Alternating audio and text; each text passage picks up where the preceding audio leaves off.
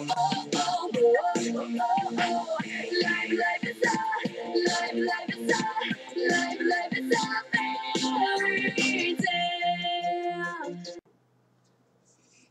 everyone, you're watching the Esperanza 243 book reading part 13, 3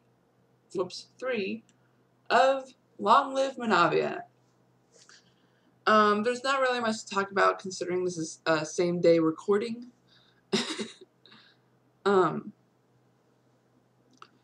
So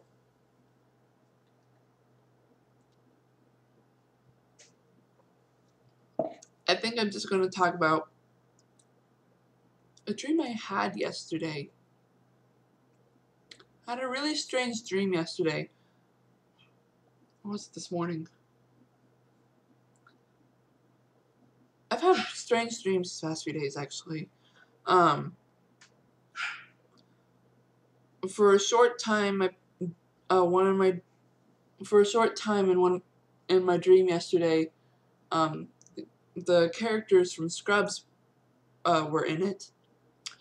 But today, this morning, my dream was about the Power Rangers. And so, basically in my dream world, I have these powers and abilities. So, like, in my dream this morning, one of the original actors, you know, for the Power Rangers, when I say original actors, I mean the original show, not just all these remake stuff with different characters and whatnot. I believe her name is Kimberly Jo Johnson or something. She actually plays the Pink Ranger, and that's what she plays, and that's what she is in my dream, actually, the Pink Ranger. Anyways, the Power Rangers were in it, and you know how in most shows the Power Rangers don't really have, you know, powers. They just have, you know, awesome fighting skills. Well, in my dream, I realized even with their awesome fighting skills, they wouldn't be able to, you know, they wouldn't be able to stop these villains. So I gave them a little bit of my own magic to let them win. And I basically had to stop there because my alarm went off. So, anyways, I guess I should do a little bit of a recap, just because I haven't done that in a while, and I'm sure you guys have forgotten what happened in the previous video. I was reading a little fast. So, in the last video, we learned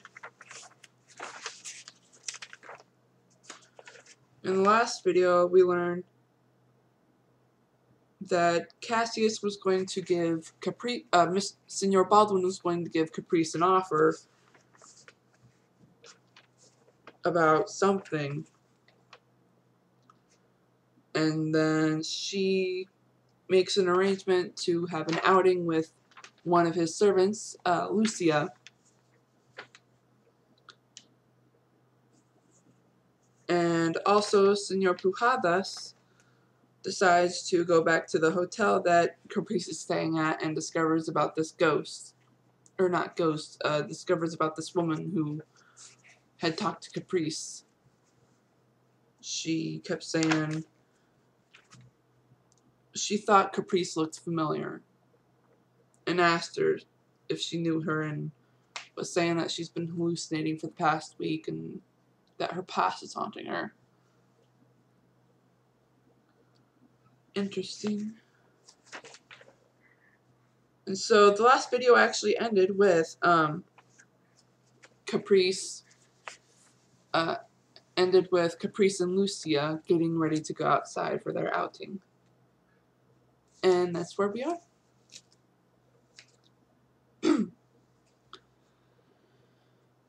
Lucia, would you mind putting my locket in one of your pockets? I'm afraid the chain might break during our trip. I don't mind at all. I don't mind at all. She held out her hand as Caprice gave her the locket, and then she placed it in a pocket. The next second, they left the house and wandered off towards the market. Hardly anyone was paying attention to them. If they were, it was because of Caprice's outfit. Inside, she was disappointed. Her pride and joy didn't stick out as she thought it would, but she was happy anyway. That told her she could wear anything she wanted. Miss Caprice, I'm glad we arranged this. Caprice looked at her and smiled. I have served the Senor for so long, I forgot what it was like outside the house. I'm glad that you are happy. She grinned sheepishly. Sometimes he uses his flattery when he's not thinking. You are his favorite of all he has hired. Lucia blushed. I do wonder why he torments me so. Am I really his favorite? I am positive. He told me himself. She smiled. Now let's see if we have enough supplies. She opened her shopping bag and listed off what they had bought. Her friend would reply that it was checked off the list. Are we missing anything? It doesn't seem like we are, Lucia replied. She looked thoroughly at their list. Oh, I forgot the cream. She thought for a moment. We should probably add carrots. The horses love carrots, and the kitchen is running low. She looked at Caprice.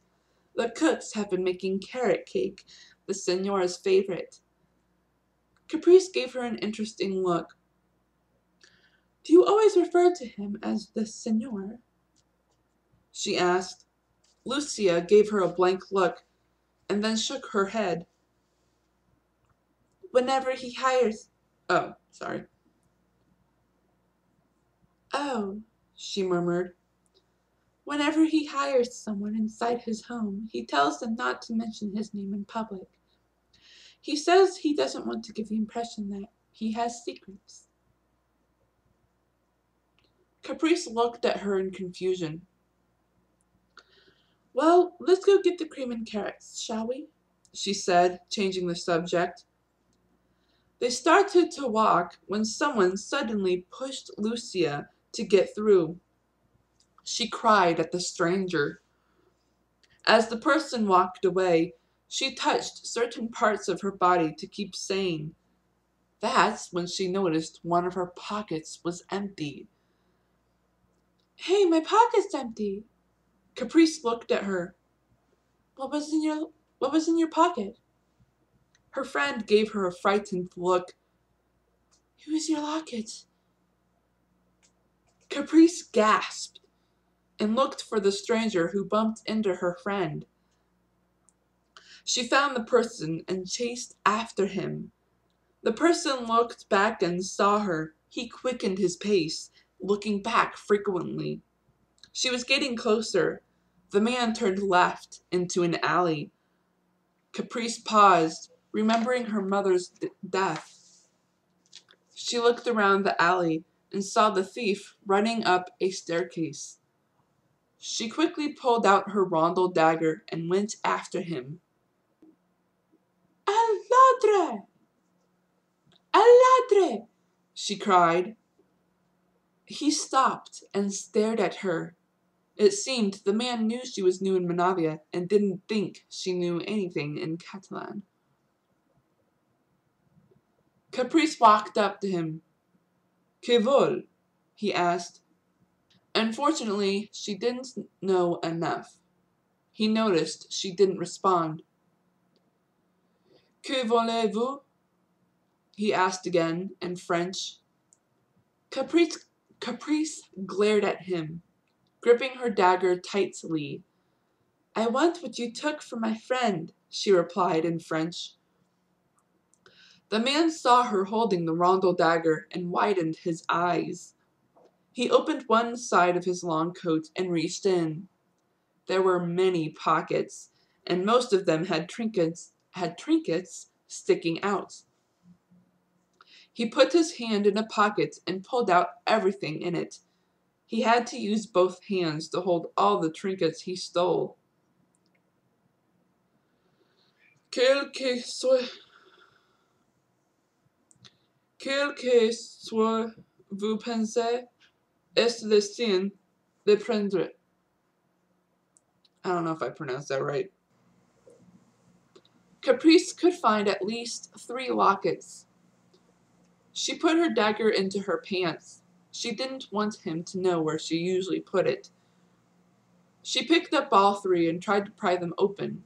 Only 2 could open. One had a picture of a gentle lady wearing a day dress. She was pretty. The other locket had a woman wearing a big frou-frou dress. She gasped and looked closely at the other half of the locket. There it was! It was the etching! She found her locket! Caprice put the other lockets back, wishing she knew who lost them. Merces, she said. She left the alley and looked around carefully, checking if anyone was looking at her. There was no one around, so she quickly put the dagger back in her boot. Then she put the locket in the breast pocket she made on her shirt and went to search for Lucia. She found her at a barn of horses. They were all sorts of colors: brown, grayish-white, silver, black, or white. Some of them had different colored manes. Were you waiting long, Lucia? Her friend shook her head. I already bought some carrots. Then I saw these horses and just had to see them. She pointed at a silver horse. In its stall, there was a baby horse huddling close. Isn't that silver one so pretty? Her mane is so black. She looks like she could go really fast. Caprice nodded. Lucia looked at her. Did you find him? I did. I got my locket back. It is safe now. That's good to know, she said. Let's go get the cream. I want to get back to the house. Caprice agreed with her. In no time they were done and already heading back to Senor Baldwin's house. By the time they arrived in the kitchen, Senor Bruno Pujadas was entering the foyer. He was pacing back and forth. A few minutes later, Senor Baldwin entered the foyer. Bruno, what is the matter? You look beside yourself. That is beside the point. I just got word from one of my men. One of your servants was in public today. After Caprice arrived here today, your servant left with a strange woman wearing a shirt and pants, almost like an American. Who could the woman be? Who knows? What worries me is that he followed your servant instead of staying. He thought it was suspicious and decided to follow. It's a good thing he did. Someone almost robbed your servant. The senor gasped. The strange woman was able to chase the person and got the stolen item back. From what he described, it seems it was a locket. Do you know of any of your servants who possess a locket? Senor Baldwin thought for a few minutes. Wait a minute. Caprice told me she arranged an outing with Lucia later on this week. Perhaps today was the day. How could it be? Caprice never left the house. Perhaps she did leave, Senor Baldwin whispered. Bruno Pujadas gave a questioning look. Caprice designed her own clothes. Perhaps she made an outfit to wear for the outing. The next second, Caprice walked past the foyer. There she is. Miss Caprice! Miss Caprice! He called to her as he was about to leave the area. She heard his call and came back. Would you come in here for a few minutes? That was a little English. She nodded and entered the foyer. What is the matter, Senor Baldwin? Bruno believes one of my servants left the house today. Do you know what he's talking about? She looked back and forth at him and Senor Pujadas. "Oh, that would have been Lucia. We had an outing planned for today. I made an outfit 2 days ago, a spur-of-the-moment idea. I thought it would be a good idea to wear it today, see if anyone would notice." Did anyone notice? I believe not even a quarter of the people I looked at stared at me, besides the fact that I stuck out like a sore thumb. I would say at least one more person noticed you, Senor Baldwin murmured, realizing the strange woman was indeed her. His friend stared at him. Are you saying it was her? He nearly yelled. Caprice looked frightened. Don't use that tone, Bruno, he growled. You are scaring the young lady. Their argument frightened Caprice even more. She dropped her bag accidentally as she walked out the house, while the two signors continued the argument.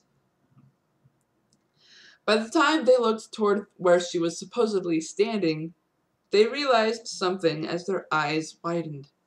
They frightened her away. I am sorry, Cassius. I should not have yelled. The situation that happened a few days ago suddenly jumped in my mind, and then I yelled. The Signora suddenly had a blank look. What situation? His friend became solemn and felt guilty. After we came back from Miss Caprice's hotel, I suddenly had this feeling that something was going to happen at the hotel. I went back to the hotel after getting my horse. Something did happen. One of my men told me an elderly woman thought she was someone she knew. As Caprice went up the stairs, the woman said something. He tried to remember what the man said. He said, it sounded like, my past is haunting me. What do you think that means? I do not know, Cassius. Something bugs me. He was able to see her hair. He said something about it being dark, like Miss Caprice.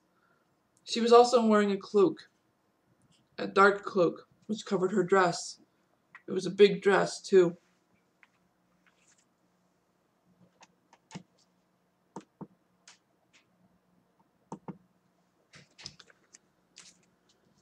The description of the woman seemed familiar to Signor Baldwin. He looked around in the foyer. He knew the paintings that were hung in there would help. He covered 2 walls and discovered nothing. It was the 3rd wall that helped him. There were only 3 paintings. The 2nd was of Princess Mariona. The 3rd was Prince Frederic. And the 1st painting was of the same woman Bruno had just described. In that picture, she was sitting down in an upper floor balcony. She was looking out as if something was on her mind. The Signor sighed. Bruno, come look at this, he whispered.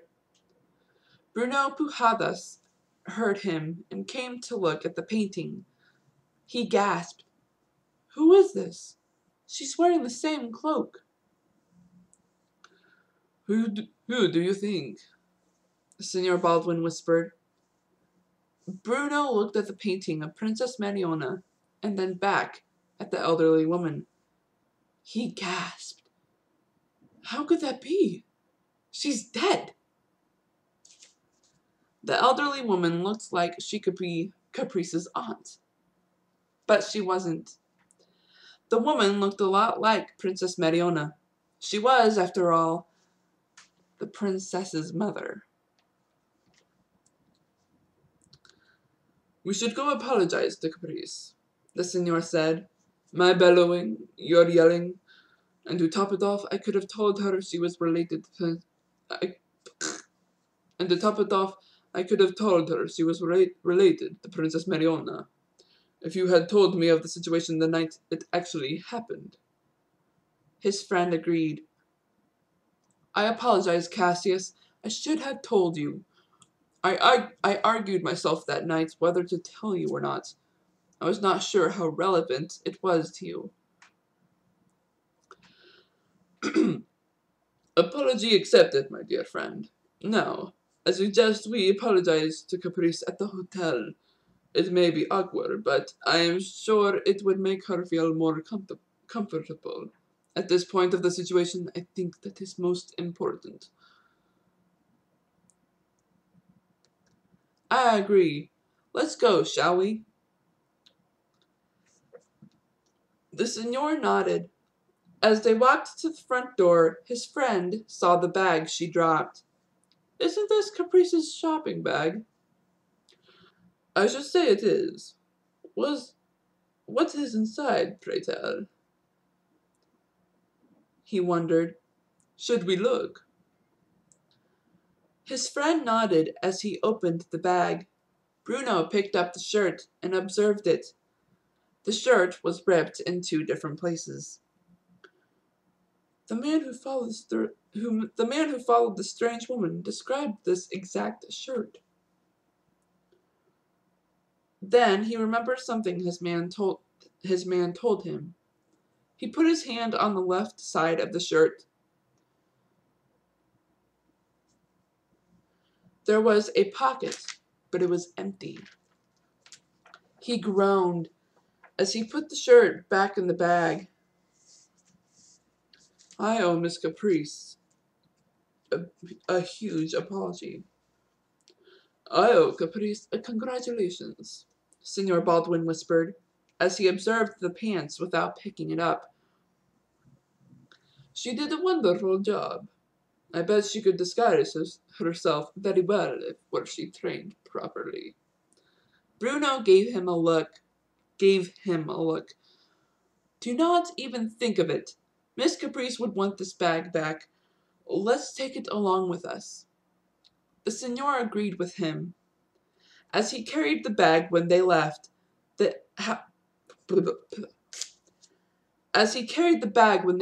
house, he heard something shuffle inside it. He stopped walking and moved his hand inside the bag. His hand touched something. When Signor Baldwin realized his friend wasn't next to him, he turned and discovered Bruno was taking something out of the bag. He gasped. The object turned out to be her locket. The Signor hustled to his side, looking around for people. None were around. Put it back, Bruno, he hissed. His friend looked at him in confusion. Signor Baldwin gave him a hard look. He was about to say something when Bruno gasped and dropped it back in the bag. And that is where I'm going to stop. I believe that's it. I will talk to you guys in the next video, or I shall read more in the next video. And then the next video, we will be going into packet 3. Packet 3 of the book. Awesome!